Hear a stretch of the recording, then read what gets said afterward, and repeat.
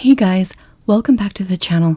I'm currently busy working on next week's video where I'll be sharing some super inexpensive lunch ideas.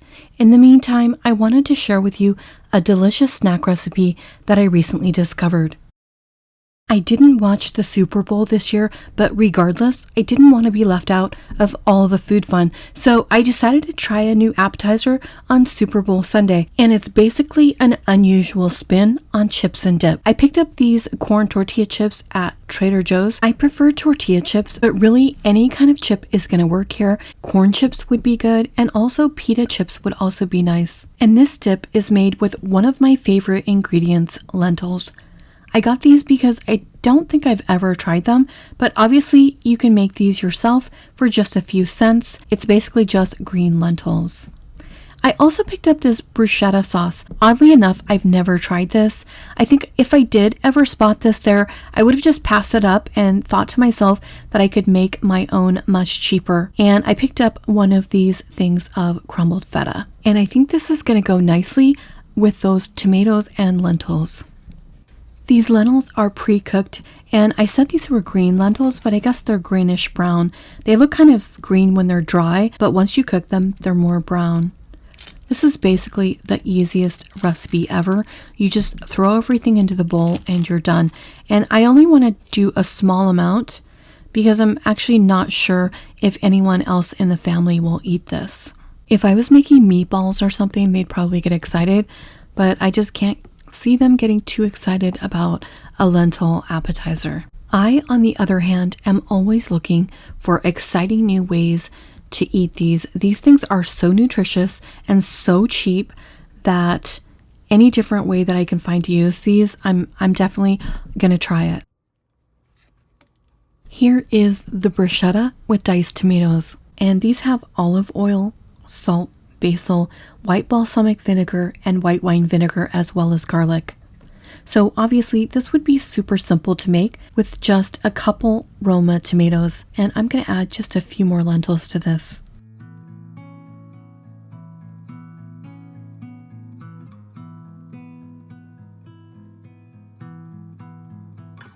I added a little less than half of the feta to this.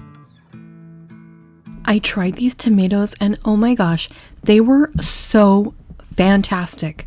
I could have literally just sat here with a spoon and eaten this entire thing of tomatoes just by itself. And you'll notice I used a slotted spoon so that the tomatoes were drained, but I'm going to use that oil from those tomatoes for something else. And then I'm just going to mix everything together and then try this out. You could add these tomatoes to some quinoa and cucumbers and have a super easy ready-made salad. Normally make a dressing for the quinoa salad, but since these tomatoes already have that vinegar and oil dressing in there, that would just make for a super quick meal. And there's some sweetness in there, so I think they added some kind of grape juice or white grape juice or something in there. Okay, let's give this a try. And even though I didn't think my family would have much interest in this, my oldest son, Justin, was in here with his chip, ready to go, ready to try my lentil dip. We both love this so much, and this was gone in no time at all, and I was realizing that I should have made the rest of it. So after we ate this, I used the rest of the lentils and made another batch. This bowl is actually huge, and you really can't tell, but this made a ton of dip. So I think even if you had a large family gathering, just one of those things of lentils would work here. And I was tasting this and I was thinking that there's a few things that you could do to make this different. So I had some cilantro in my fridge, so I added that to the dip, and I actually thought that really added a lot to it. I think from now on, I'll use the cilantro in mine. You could also add some little small pieces of red onion or green onion or even sweet onion would be good here. And I also think for people that can't eat cheese, you could just eat this without the feta and it would still be delicious. I tried the bruschetta on some little squares of toast that we made, and this was really good also. And I was thinking that the lentil mixture would have been great on top of that toast also. But here I just added some of the bruschetta and a little piece of the feta, and then I think I drizzled it with some balsamic vinegar. Trader Joe's has a balsamic glaze that I like to use frequently. However, you can make your own balsamic glaze yourself just by putting some balsamic vinegar along with some sugar in a pan and then cooking it a good long while until it turns into a syrup. And then that'll store in the fridge for a little while. I liked these tomatoes so much that I tried them on some pasta along with some olives, and another time I ate it along with some mushrooms, and it was delicious. Next up, I'm going to make a low-cost version of this.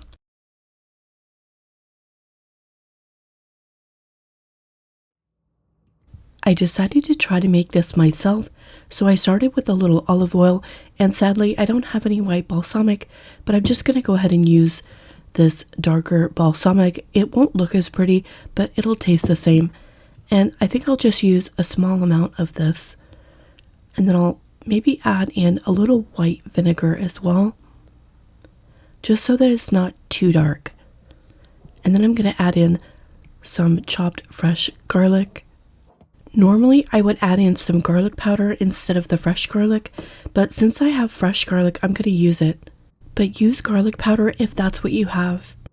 Using fresh garlic in uncooked dishes can be very strong, which is why I tend to avoid it. However, I did notice there were some fresh pieces in the bruschetta sauce. And then I added in a small amount of the white vinegar and then some pepper and just a little bit of sugar. I'm trying to mimic the ingredients on the bruschetta sauce, and I do apologize in advance for my voice, but I woke up this morning and I had a horrible sore throat, so it looks like I'm coming down with a cold. And I need some kind of liquid in here since I don't want to add a ton of oil, so I'm going to just add a small amount of tomato juice liquid, and then I'm going to taste it and adjust it. I noticed that Trader Joe's had an ingredient called grape juice must, and I had no idea what that was, but apparently it's a term used to describe the naturally freshly pressed grape juice that is eventually fermented and turned into wine, and it contains skins of the grapes, so I definitely think that's adding a little sweetness to that Trader Joe's bruschetta sauce on top of the sugar that's added. And I noticed that there was also some white wine vinegar in the mix, but I only have red wine vinegar, so I'm going to add some of that and a little more sugar. And I think I actually edited this part out, but I tasted it again and I noticed that the bruschetta sauce from Trader Joe's was a little saltier, so I added some salt into mine. Even though my bruschetta wasn't identical to the Trader Joe's version, I actually liked mine better.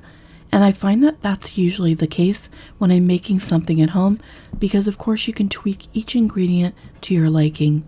So I made this again with homemade lentils. I just cooked these for 20 minutes and let them cool, and I added my homemade bruschetta mix in with some cilantro, and this time I didn't add in any cheese, any of the feta cheese, and it was delicious just like this.